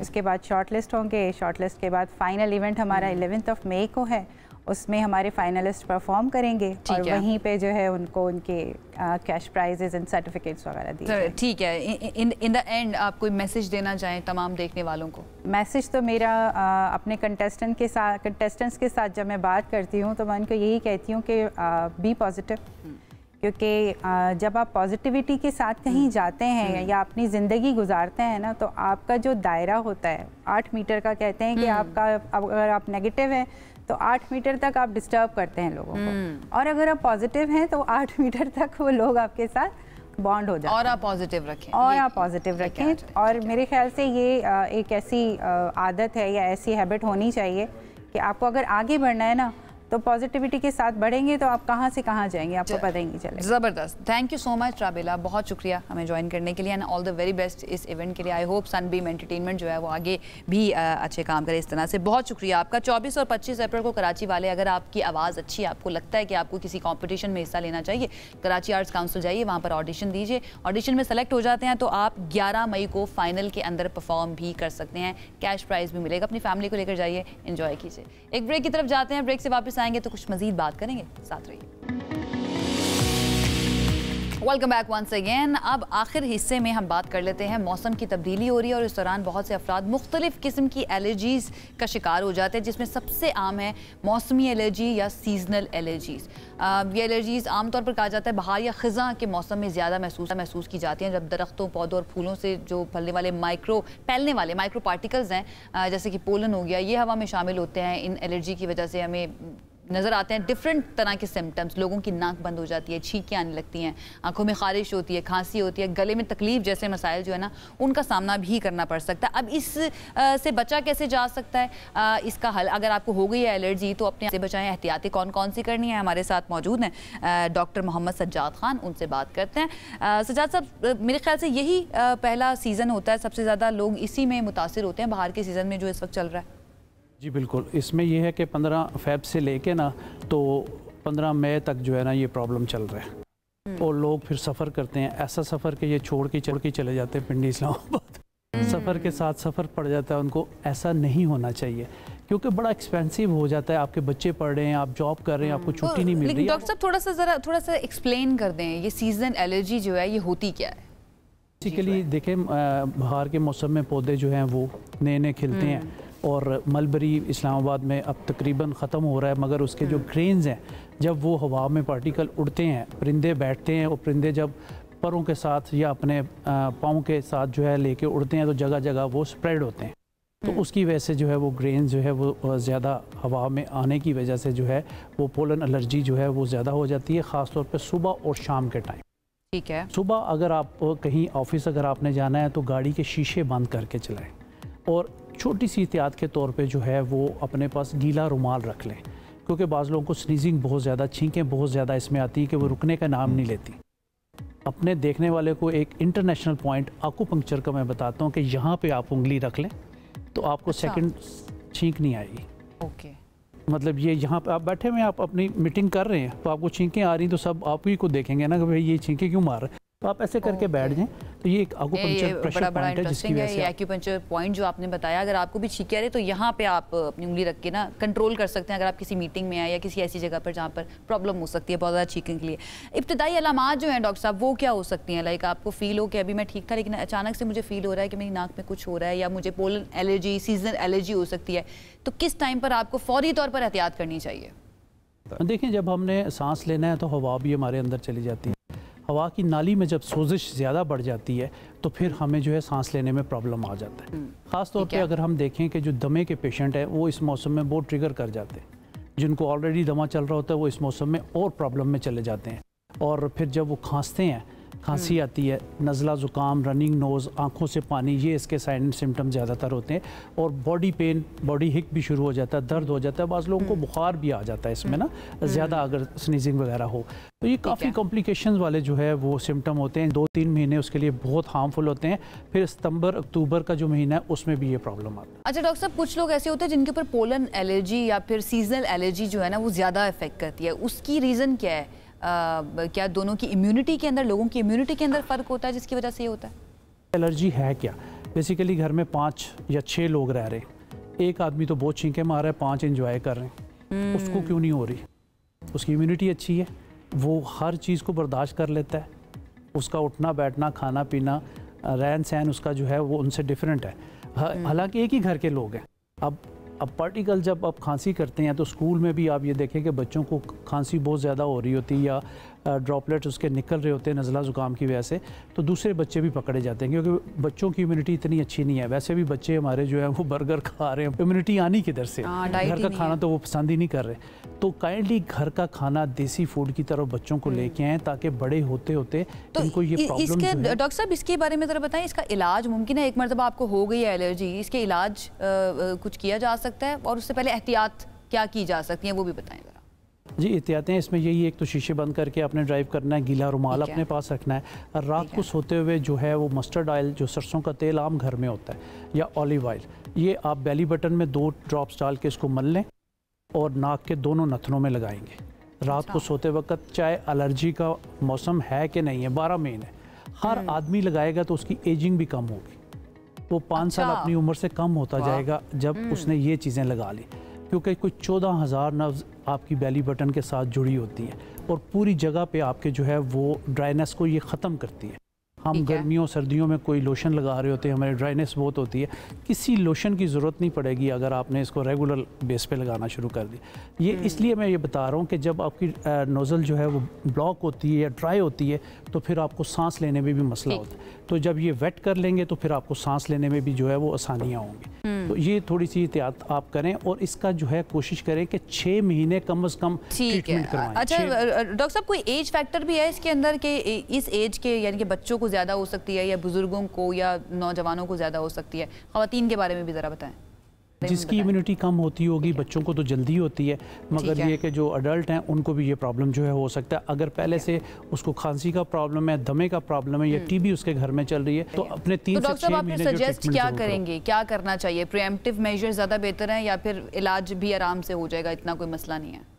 लोगों को ये मसला है, उनाब अरानी बेर होता है, उनाब, ठीक है, और बनफ्शा ये लेना है आपने। बर्ग बांसा, बर्ग जो बांस है उसका जो है वो लकड़ी है, ये 3 चीज़ें हैं। ये आपने गाउ ज़ुबान और अस्तकदूस 5 चीज़ों को लेके आपने 200-200 ग्राम इसको मोटा मोटा कूट लें। 1.5 कप पानी में 1 चम्मच डाल के इसका कहवा जिनको ज़्यादा है वो सुबह शाम पिएं और शहद इसमें डाल सकते हैं, ठीक है।